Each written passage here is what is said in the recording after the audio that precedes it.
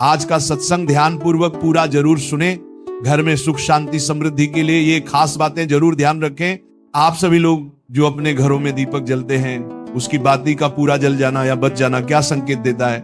आपके पूजा, घर, मंदिर और खास अवसरों पर जैसे कि दीपावली, व्रत और अन्य धार्मिक अनुष्ठानों में दीपक जलाने से जुड़ी है।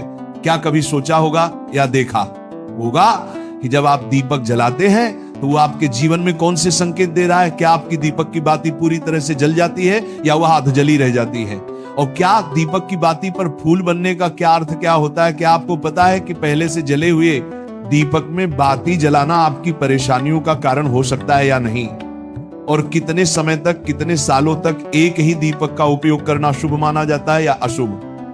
आज हम इन सभी रहस्यों का पर्दाफाश करेंगे और जानेंगे कि दीपक आपके जीवन में खुशहाली या बाधाएं कैसे ला सकता। तो भक्तों, आपको जानकर हैरानी होगी कि आप अपने पूजा घर के मंदिर में दीपक जलाते समय अगर ये गलती करते हैं तो आपको इसका परिणाम जरूर भुगतना ही होगा। दीपक की बाती का पूरा जल जाना और बाकी का बच जाना भी अलग अलग संकेत देता है, जो आपके लिए जानना बहुत जरूरी है। जब हम पूजा करते हैं तो हमारा दीपक कभी कभी अचानक से बुझ जाता है और कभी कभी ऐसा होता है कि हमारी पूजा होने के बाद हम उस दीपक को भगवान के सामने जलता छोड़ देते हैं, लेकिन कुछ समय के बाद में दीपक खुद बखुदा जली बाती और घी बचा रह जाता है। और कभी कभी तो हमारे दीपक की बाती पूरी जल जाती है और उसमें फूल भी बन जाता है। तो इनके अलग अलग नकारात्मक और सकारात्मक परिणाम होते हैं। तो सबसे पहले ये जानते हैं कि अगर हमारे दीपक में फूल बन रहा है तो इसका क्या मतलब होगा। प्रिय मित्रों, अगर हमारे दीपक की बाती में फूल बन रहा है तो इसका सीधा सा मतलब है कि भगवान ने हमारी प्रार्थना को स्वीकार कर लिया है और वह हमारी पूजा से प्रसन्न है। इसका संकेत वह बाती में बने इस फूल के माध्यम से देते हैं। अगर आपके घर में दिव्य शक्तियां मौजूद हैं और आपके साथ साथ वह भी ईश्वर की पूजा में अपना ध्यान रखती हैं, तो आपकी दीपक की बाती में एक से ज्यादा फूल बनते हैं और कभी कभी साथ ही किसी भी देवी देवता का रूप भी दिखने लगता है। तो अगर आपके दीपक की बाती में फूल बन रहा है तो आप सच में बहुत भाग्यशाली हैं। इसी के साथ दीपक जलाने के भी कुछ खास नियम आपको जरूर जानने चाहिए। भक्तों, अगर आप पहले से जले हुए दीपक में अपनी बाती रखकर जलाते हैं तो ऐसा करने से दुर्भाग्य आपका पीछा कभी नहीं छोड़ता है। अगर दीपक में पहले से जली हुई बाती की राख या फिर रुई और कालिक है और आपने अपनी बाती इसमें रखकर जला दी तो ऐसा करने से भगवान आपसे प्रसन्न होने की बजाय नाराज हो जाते हैं और आपको इसके बहुत ही भयानक परिणाम देखने को मिलते हैं। आपके बनते हुए काम बिगड़ने लगते हैं, आपको आपकी तिजोरी का धन खर्च होने लगता है और आपके धन आने के सारे रास्ते भी बंद हो जाते हैं। तो हमेशा ये ध्यान रखें कि जब भी आप दीपक जलाएं, आप हमेशा साफ सुथरे दीपक का ही इस्तेमाल करें। दोस्तों, इसी के साथ कुछ लोगों की आदत होती है कि वह हर थोड़े दिन बाद अपने दीपक को बदल देते हैं। इस पर गुरुजी का कहना है कि आप जिस दीपक से पूजा करते हैं उसे कभी मत बदलिए, आप उस दीपक को सिद्ध हो जाने दीजिए। जब कोई दीपक रोजाना भगवान के सामने जलता है तो वह दीपक समय के साथ सिद्ध हो जाता है। भगवान की सकारात्मक ऊर्जा उस दीपक में आ जाती है और जब भी आप वह दीपक जलाते हैं तो आपका तन और मन दोनों पवित्र हो जाते हैं। तो आप हर रोज उस दीपक को साफ कीजिए, फिर उसमें बाती रखकर जलाएं। आप जितनी बार भी दीपक जलाएं उतनी बार उस दीपक को साफ करके बार बार उसी दीपक में बाती जलाएं।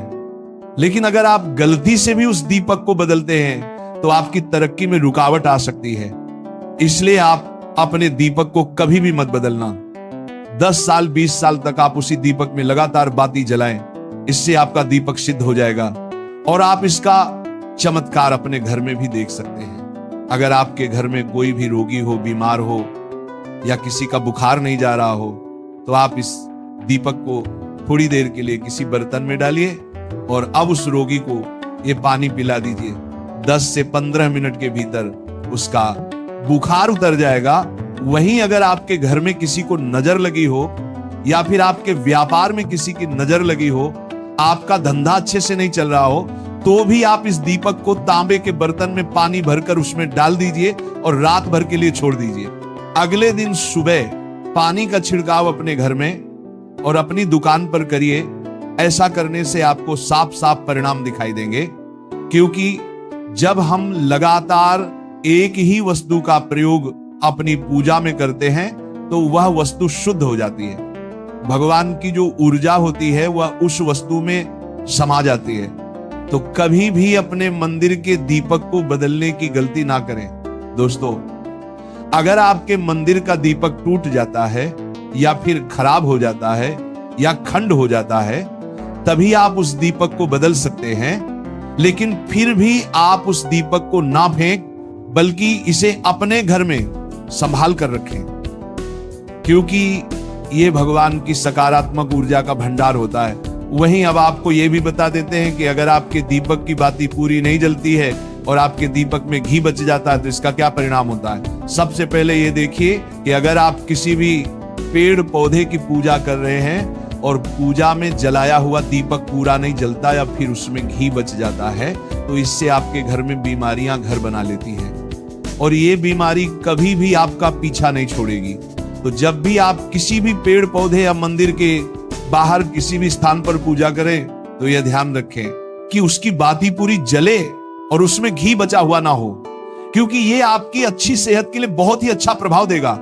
वहीं अगर आपके घर के मंदिर में दीपक की बाती पूरी नहीं जलती और पूजा करते समय दीपक बार बार बुझ जाता है, तो जरूर आपके घर में नकारात्मक ऊर्जा का वास है और ये आपकी पूजा में विघ्न डालने का काम करती है। दोस्तों, हमारे घर में अगर कोई बुरी शक्ति होती है या फिर कोई ऐसी ऊर्जा होती है जो ये नहीं चाहती कि आपके घर में भगवान की कृपा हो और सकारात्मक ऊर्जा हो, तो ये आपकी पूजा सफल नहीं होने देती। क्योंकि भक्तों, एक वातावरण में एक ही तरह की ऊर्जा रह सकती है, या तो सकारात्मक या नकारात्मक। जो बुरी शक्तियां होती हैं वह ये कभी भी नहीं चाहती कि आपके घर में देवी देवताओं की कृपा हो। अगर आपके घर में भगवान ने अपनी कृपा की तो उन बुरी शक्तियों और ऊर्जा का प्रभाव खत्म हो जाएगा।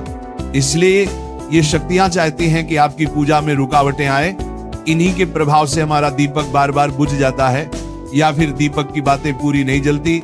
इस सब से बचने के लिए आपको सच्चे मन से भगवान का स्मरण करना चाहिए। जब भी आप दीपक जलाएं, भगवान से प्रार्थना करें कि आपके आसपास जितनी भी नकारात्मक ऊर्जा हो वो आपसे दूर रहे और भगवान की कृपा आप पर बनी रहे। ऐसी शक्तियों से बचने के लिए जब भी आप दीपक जलाएं, गंगा जल से एक गोल घेरा बना लें और उस घेरे में दीपक को रखें, क्योंकि दोस्तों गंगा जल को बहुत ही पवित्र माना गया है और महादेव का वरदान भी गंगा जल को प्राप्त है।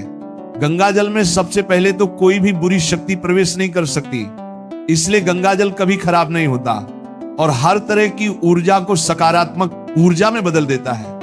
अगर आप गंगा जल से बने गोल घेरे में दीपक को रखेंगे तो ये आपकी पूजा में किसी भी शक्ति को बाधा नहीं बनने देगा और कोई भी नकारात्मक शक्ति आपके दीपक को बुझा नहीं पाएगी। आप निर्विघ्न अपनी पूजा संपन्न कर पाएंगे और देवी शक्तियां भी आपके जीवन में अपनी कृपा और आशीर्वाद बनाए रखेंगी। ये जो हमें दुख मिलते हैं ना, ये पाप के कारण मिलते हैं। लोग मारे घूम रहे हैं, दुख मिटाने के लिए सोचते हैं कोई जादू कर दे, कोई टोना कर दे, कोई जंतु बांध दे, कोई आशीर्वाद दे दे। अरे काहे को पागल हो? यदि तुम अच्छे आचरण करते हो, भगवान नाम जप करते हो, सधर्म से चलते हो, तो तुम्हें किसी से आशीर्वाद मांगने की जरूरत नहीं। बात मान लीजिए, प्रार्थना मान लीजिए।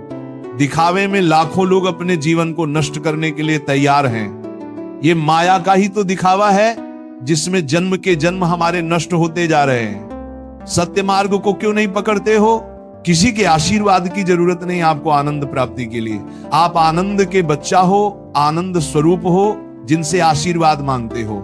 उनके अंदर जो आत्म तत्व बैठा है वह तुम्हारे अंदर बैठा है, वही संपूर्ण आनंद लिए तुम्हारे अंदर बैठा है। तुम्हें किसी से गिज्ञाने की जरूरत नहीं। बस तुम अपने स्वरूप को नहीं पहचान पा रहे हो, अपनी शक्ति को जागृत नहीं कर पा रहे हो, इसलिए तुम दौड़े घूम रहे हो। भागने की जरूरत नहीं है। सत्संग सुनो, उसे अपने आचरण में उतारो। ये बात आप कागज में लिख लो, चाहे दिमाग में लिख लो। जब तक आपके आचरण शुद्ध नहीं होंगे, जब तक आप भजन नहीं करोगे, जब तक आप दूसरों को सुख नहीं दोगे, मन वचन कर्म से किसी को भी दुख नहीं पहुंचाना, तब तक आप भाग्य यहां से लेकर ब्रह्मलोक तक अगर आपको सुख मिल जाए तो बता देना, आ ब्रह्मभान लोक पुनरावर्तन अर्जुन, यहां सुख मिलने वाला है।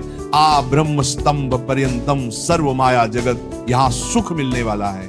अगर सुख सिंधु भगवान का भजन नहीं करेंगे, बैठ के अपने घर में बैठकर आधा घंटा भजन नहीं करेंगे, मारे घूम रहे हैं, सोच रहे हैं ये भगवान का अवतार है, हमारा कल्याण हो जाएगा।